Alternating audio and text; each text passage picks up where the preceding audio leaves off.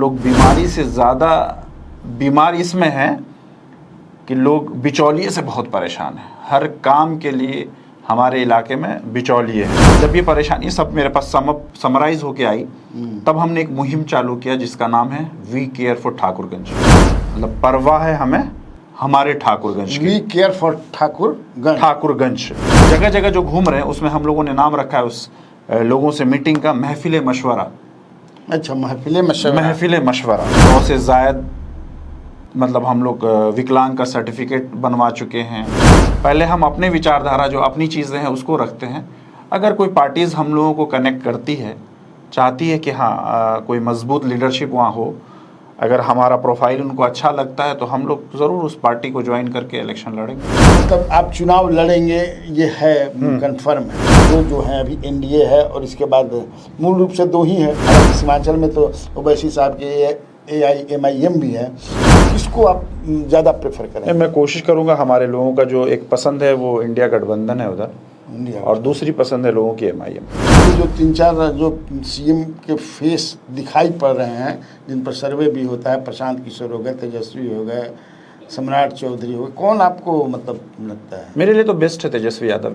Young, dynamic, visionary, और 9वीं पास 9वां fail कुछ नहीं होता है। जिसके अंदर वो सिविक सेंस है, जिसके अंदर वो पॉलिटिकल सेंस है। देखिए, हम तो कह रहे हैं हमारे प्रधानमंत्री बगैर पढ़े लिखे, आपको वो बोल रहे थे मैं चाय बेचता हूँ स्टेशन पे।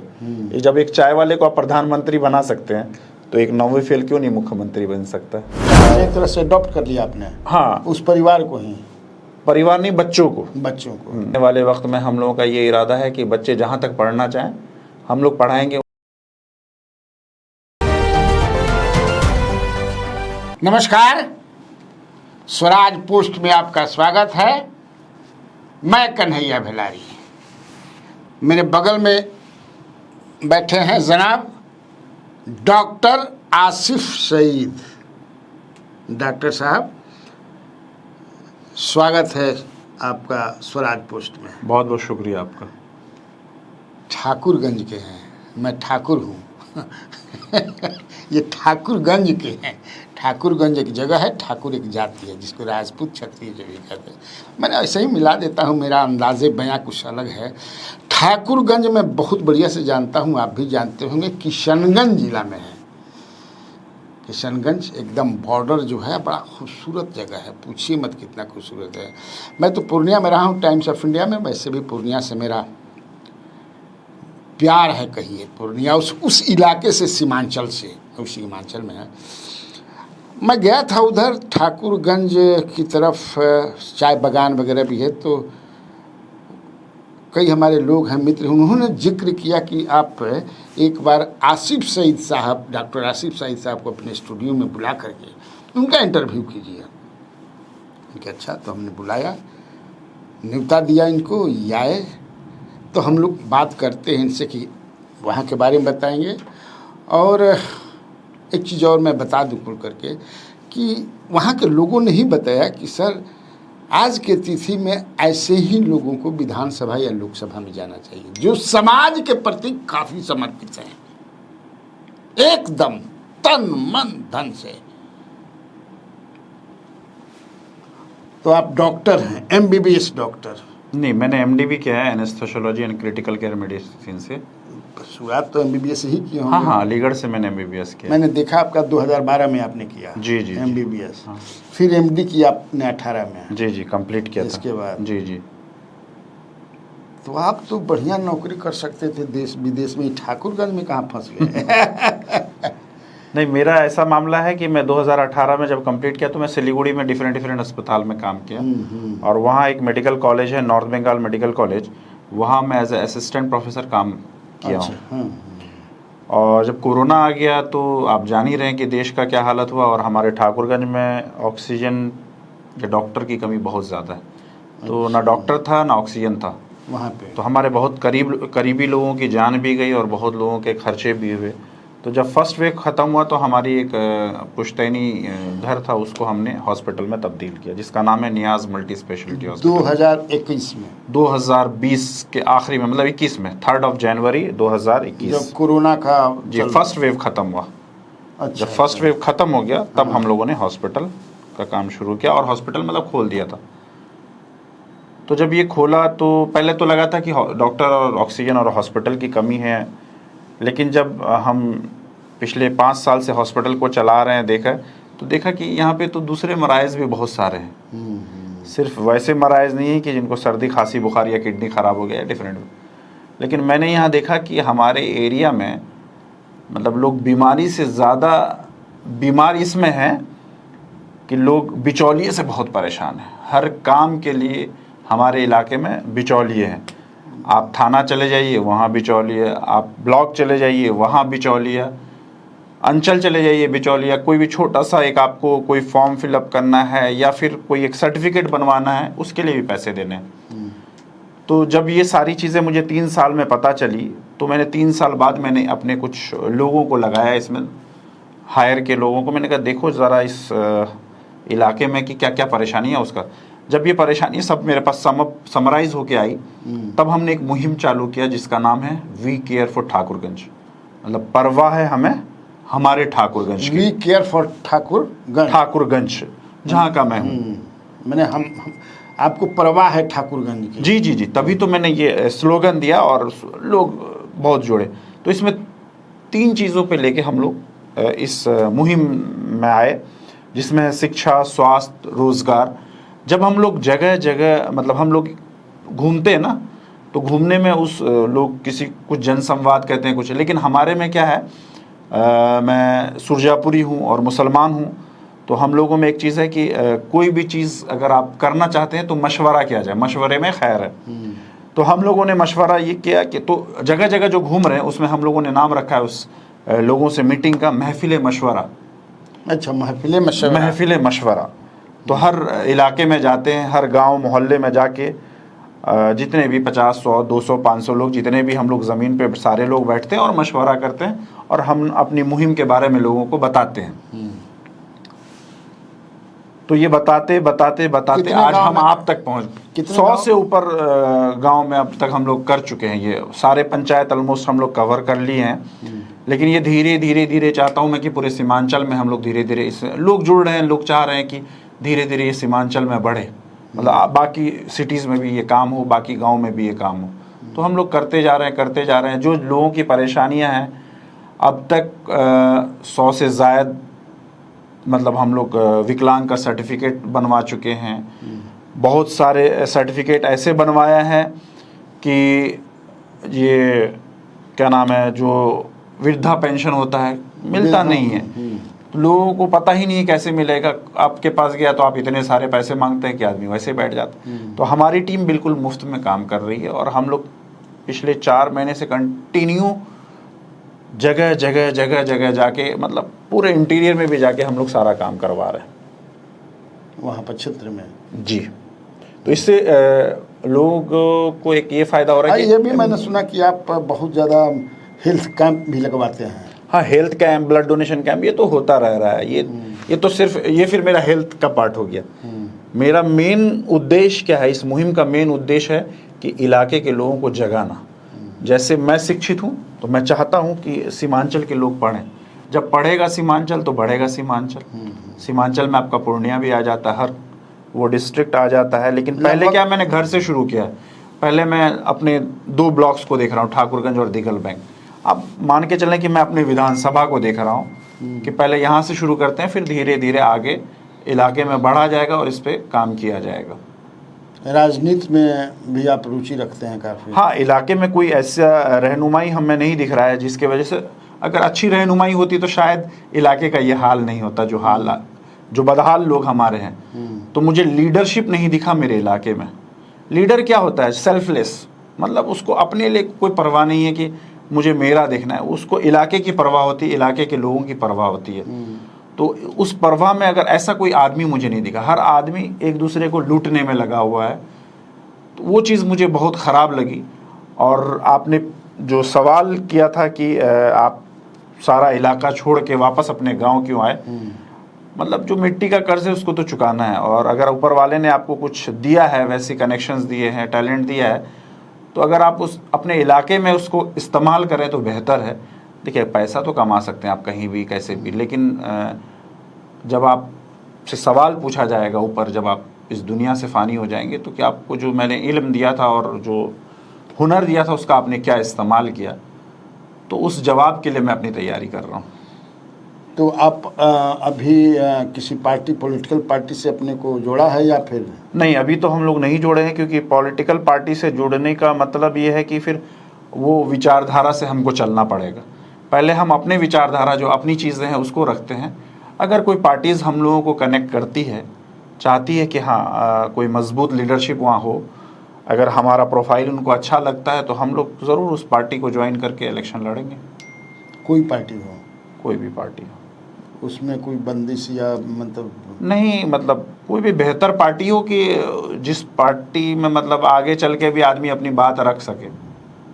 क्या है अभी ज़रा ठाकुरगंज, हमारे दर्शकों को बताइए, ठाकुरगंज का मतलब सामाजिक समीकरण कुछ बताइए, क्या है?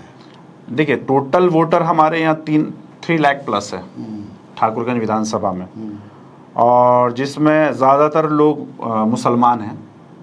60 to 65% मुसलमान कई तरह के मुसलमान हैं ना। वहाँ उतना ज़्यादा डिवीज़न नहीं है। वहाँ क्या शेरशाहवादी और सुरजापुरी, हम लोग सुरजापुरी में आते हैं, और शेरशाहवादी भी डोमिनेंस किसका है? सुरजापुरियों का। और जो अभी एमएलए हैं वो भी सुरजापुरी? हाँ, वो भी सुरजापुरी हैं। राजद के हैं ना? हाँ, राजद के हैं, और उनके वालिद साहब हमारे यहाँ के एमपी हुआ करते थे। क्या नाम था? मौलाना असरार साहब, उनके साहिबजादे हैं वो। कांग्रेस के से? हाँ, कांग्रेस से थे उनके कांग्रेस वालिद साहब जी। तो बाकी क्या है कि वहाँ बेसिकली जो है ना, मतलब आप जाति वाती से उठ के हम लोग जो काम कर रहे हैं ना, मैं आपको क्लियर बोल दूं कि हम लोग इंसानियत पे काम कर रहे हैं। आप किस जात से हैं मुझे कोई मतलब नहीं, आप शिक्षित हैं कि नहीं है मुझे उससे मतलब है, आपको नौकरी मिली है कि नहीं मुझे उससे मतलब है, आपके सेहत के लिए आपको उसका फ़ायदा सरकार से उठा रहे हैं कि नहीं उससे मतलब है। बाकी आपको थाने, अंचल या ब्लॉक में या किसी भी अधिकारी को अगर कोई पैसा लगता है किसी काम में, मुझे उससे मतलब है कि आप हर पैसे को बचा के आप अपने बच्चों को, आप अपनी बच्चियों को अच्छी जगह शिक्षा दें और शिक्षित करा के बेहतर जगह नौकरी करें, या फिर वो बेहतर भविष्य अपना बेहतर बनाएं।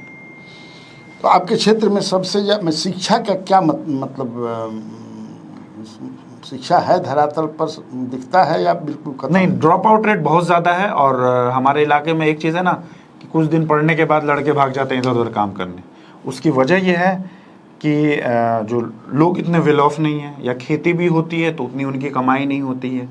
तो ऐसी हालत में कि अगर लड़का पैदा होता है तो लोग खुशी मनाते हैं, लड़की पैदा होती है तो गम में मुब्तला हो जाते हैं। और वजह यह है कि दान दहेज का मामला बहुत ज़्यादा है। तो हम लोग इस पे जगह जगह जाके लोगों से ये बोल रहे हैं कि ना दहेज आप लें ना दहेज दें, क्योंकि जिसके घर लड़का होता है, भी एक मुहिम चला रहे हैं। हाँ, दहेज लें ना दें। दूसरा हम ये भी कहते हैं, लोगों में भी मतलब अक़लियत में भी दहेज खूब चलता है। देखिए, एक तरह का ये शो ऑफ हो गया, वैसा वाला नहीं चलता है। लेकिन आप गरीब भी हैं तब भी आप इस बात से परेशान हैं कि हम अपनी बेटी की शादी कैसे करें। तो मैं चाहता हूं कि ऐसे लोग जो हैं बेटी की शादी के परवाह के बगैर अपने बच्चे की पढ़ाई की परवाह करें, अपनी बेटियों को पढ़ाएं, अपने बेटे को पढ़ाएं। जब बेटा बेटी दोनों पढ़ लेगा तो कौन लेगा दहेज? फिर तो कोई दहेज नहीं लेगा ना आपसे। तो मैं चाहता हूं कि इलाके को सुधारें। इलाके में मतलब बस अगर अवेयरनेस आ जाएगा तो इन सब चीज़ों से ऊपर उठ जाएंगे। अभी किशनगंज में किस तरह की राजनीति चल रही है? पूरा मैं जोड़ लेता हूँ, सीमांचल में तो पूरा 25 विधानसभा की सीटें हैं। हमारे यहाँ 4 है किशनगंज में। 4 है आपके यहाँ? जी, 4 है। चारों में क्या है कि कोई लोग तो ये है कि अगर एनडीए गठबंधन के लोग ज़्यादा पसंद करते हैं, बाकी एनडीए के लोग भी हैं, एमआईएम भी वहाँ अच्छा है। तो ये 3 पार्टीज का अच्छा दबदबा है वहाँ पे। तो मतलब आप चुनाव लड़ेंगे ये है कंफर्म है? देखिए, जब तक, लेकिन अगर कोई पार्टी में किससे आप मतलब आप प्रेफर करेंगे? 2 जो हैं अभी एनडीए है और इसके बाद मूल रूप से 2 ही है। हालांकि सीमांचल में तो ओवैसी साहब के एआईएमआईएम भी है। तो किसको आप ज़्यादा प्रेफर करेंगे? मैं कोशिश करूंगा, हमारे लोगों का जो एक पसंद है वो इंडिया गठबंधन है उधर, और दूसरी पसंद है लोगों की एमआईएम। हाँ, लेकिन एमआईएम के बारे में वो कहता है सबकी एंटी भारतीय है। ये तो नहीं, अभी तो आपने देखा होगा कि ओवैसी साहब ने बिल्कुल एक हिंदुस्तानी होने का पूरा डंका पीट दिया। मोदी साहब ने उनको भी ऑपरेशन सिंदूर की, फिर हाँ। ऑपरेशन सिंदूर में उन्होंने ज़बरदस्त काम किया, जो उनके माथे पे तमगा लगा था वो बेहतर तरीके से हटाए। अभी तो जो लोग सिर्फ वो मुसलमानों के नेता नहीं हैं, वो गैर मुस्लिम के भी नेता हैं, अभी उन्हें हर कोई पसंद कर रहा है। जो उनकी एक छवि ख़राब थी या जो लोग ख़राब समझ रहे थे, उन्होंने अभी ऑपरेशन सिंदूर में बिल्कुल क्लियर कर दिया कि हम कौन हैं, क्या हैं, हिंदुस्तानी हैं, हिंदुस्तान के लिए काम कर रहे हैं। तो आप मैरिड हैं या अनमैरिड? मैं शादीशुदा हूँ। तो राजनीति में आने के बाद, एमएलए चुनने के बाद आप समय दे पाएंगे लोगों के बीच में, और डॉक्टर भी हैं आप, देखिए ऐसा है कि तालमेल करेंगे? नहीं, ऐसा है कि देखिए, अब मैं आपको बताता चलूँ कि हॉस्पिटल अकेले नहीं चलाता हूँ मैं, मेरे पास 10 से ज़्यादा स्पेशलिटी के डॉक्टर हैं जो हॉस्पिटल चलाते हैं। ज़रूरी नहीं है मेरा वहाँ रहना। 5 साल में मैंने इस लायक बना दिया है कि हॉस्पिटल ऑटो मोड पे चल रहा है। और रही बात फैमिली की, तो देखिए हर किसी का अपना अपना टाइम होता है, 24 घंटे आपको मिलते हैं। अगर आप अपने इलाके के लोगों को दिन भर में 8 घंटा भी दे दें तो मोर देन एनफ है। क्या है, आप एक एमएलए अगर होते हैं तो आपको तो बस कुर्सी पे बैठ के लोगों का मामला सॉल्व करना है, आपको जाके काम नहीं करना पड़ता, आपको आके काम कराएगा सब। अच्छा, आप घूमते होंगे अपने क्षेत्र, मतलब जो ठाकुरगंज है, जैसे मुहिम जो चलाया है आपने, तो जो लोग मिलते हैं वो सबसे ज़्यादा किस चीज़ की शिकायत, सरकार से या नेताओं से, कि ये मुद्दा क्या मतलब उनके सामने है? जो मुद्दा ये है कि लोग अभी तक हमारे विधायक को देखे ही नहीं अपने इलाके में, जो सिटिंग जी, जो लोगों की परेशानी है उस परेशानियों का मामला ही नहीं सॉल्व करके दे पा रहे हैं। वो अपना फ़ोन नहीं उठाना, बात ही नहीं करना, एरिया में घूमना नहीं, मतलब एंटी इनकम्बेंसी बहुत ज़्यादा है, लोग पसंद नहीं कर रहे हैं। पिछले बार लोगों का ये कहना है कि हमने तेजस्वी साहब को वोट दिया था और उनके वालिद मरहूम के वजह से हम लोगों ने वोट दिया, लेकिन कितनी बार जो सीट उनको मिली है, तो आप ये देखिए ना, उनके वालिद साहब के वजह से मिले। तो ऐसे हालत में हम लोग, जब नौकरी मिलती है, अनुकंपा बोला जाता है, तो ये अनुकंपा के विधायक हुए, ना कि ये पब्लिक के विधायक हुए। आप बात को समझिएगा। मैंने उनके खिलाफ एंटी इनकम्बेंसी बहुत है, बहुत ज़्यादा। ये तो मैं भी देखा है। हाँ, उनके खिलाफ लोग हैं। तो मान लीजिए कि अगर राजद से भी आप कैंडिडेट हो सकते हैं, कोई दिक्कत नहीं है? मुझे कोई दिक्कत नहीं, मैं पसंद करता हूँ। हमारी फैमिली बैकग्राउंड इंडी गठबंधन को पसंद करती है, और एक ज़माने से हमारे फैमिली वालों ने मौलाना असरार साहब के साथ रहे। अभी भी हमारे जो चचा मोहतरम है वो अभी भी जो जावेद साहब एमपी हैं उनके साथ है। कांग्रेसी फैमिली है हम लोग की। अभी जो 3-4 जो सीएम के फेस दिखाई पड़ रहे हैं, जिन पर सर्वे भी होता है, प्रशांत किशोर हो गए, तेजस्वी हो गए, सम्राट चौधरी हो गए, कौन आपको मतलब लगता है? मेरे लिए तो बेस्ट है Tejashwi Yadav, young, dynamic, visionary. लेकिन कहता है कि 9वां पास है सब, देखिए, 9वां फेल है। लोगों कहने से क्या हो गया? अभी हमारा प्रधानमंत्री कहाँ तक पढ़े हुए हैं, आप ये भी तो देखिए। हिंदुस्तान चला रहे हैं, कहाँ तक पढ़े हैं? हमारे डिग्री का कोई मतलब नहीं है। नहीं, अगर ये तो एक सिविक सेंस होना चाहिए, पॉलिटिकल सेंस होना, that is enough for politician. ये नहीं कि आप कौन कहाँ तक पढ़ा है। अब मान लेते हैं जो आईएएस है, तो आइडियली देखिए तो आईएएस को ही नेतागिरी करनी चाहिए फिर सबसे। हाँ, सही बात। सबसे बेहतर जो है कि ये जो पीएचडी होल्डर है उनको नेतागिरी करनी चाहिए। मैं उनकी डिग्री से मुझे कोई लेना देना नहीं है, लेकिन जो पिछले 10 साल से वो एक्टिव हैं तो बहुत अच्छा काम कर रहे हैं। वो लगता है कि वो काफी समझदार हो गए हैं। हाँ, नहीं, समझदार हैं और बातों में वजन है और लोगों के लिए बेहतर कर रहे हैं। ऐसा नहीं कि कुछ भी बोल रहे हैं। और 9वीं पास 9वां फेल कुछ नहीं होता है। जिसके अंदर वो सिविक सेंस है, जिसके अंदर वो पॉलिटिकल सेंस है। देखिए, हम तो कह रहे हैं हमारे प्रधानमंत्री बगैर पढ़े लिखे, आपको वो बोल रहे थे मैं चाय बेचता हूँ स्टेशन पे। जब एक चाय वाले को आप प्रधानमंत्री बना सकते हैं तो एक 9वीं फेल क्यों नहीं मुख्यमंत्री बन सकता है? शहीद साहब, आपके यहाँ एक मॉब लिंचिंग में शबीर का नाम करके शख्स की हत्या हो गई थी। मैंने सुना था कि आप वहाँ गए थे, उन्होंने कुछ किया था, कुछ क्या है वो? नहीं, वहाँ जाने के बाद हर तरह का सामग्री हम लोगों ने दिया और लोगों ने भी दिया। लेकिन देखिए, जो मैं मुहिम चला रहा हूँ उस मुहिम का मेन उद्देश्य शिक्षा। तो जब मैं पता किया कि उनकी 3 बेटी और 1 बेटा है, तो मैंने उस फैमिली से बात की कि मैं इन चारों बच्चों को पढ़ाना चाहता हूँ और तब तक पढ़ाना चाहता हूँ जब तक ये बच्चे कुछ बन नहीं जाते। ऐसा नहीं कि सिर्फ स्कूलिंग। तो ऐसी हालत में मैंने एक तरह से अडॉप्ट कर लिया आपने हाँ, उस परिवार को ही, परिवार नहीं, बच्चों को, 3 बच्ची और 1 बच्चा। तो उन बच्चों का मैंने एडमिशन एक अच्छे स्कूल में कराया, हॉस्टल में कराया, और आने वाले वक्त में हम लोगों का ये इरादा है कि बच्चे जहाँ तक पढ़ना चाहें हम लोग पढ़ाएंगे। उनके माथे पे जो एक तमगा लगा हुआ है गलत, और उस माहौल में जो एक ख़राब माहौल में थे वहाँ से हटा के मैं उनको एक अच्छे माहौल में हमारी टीम ने डाला है।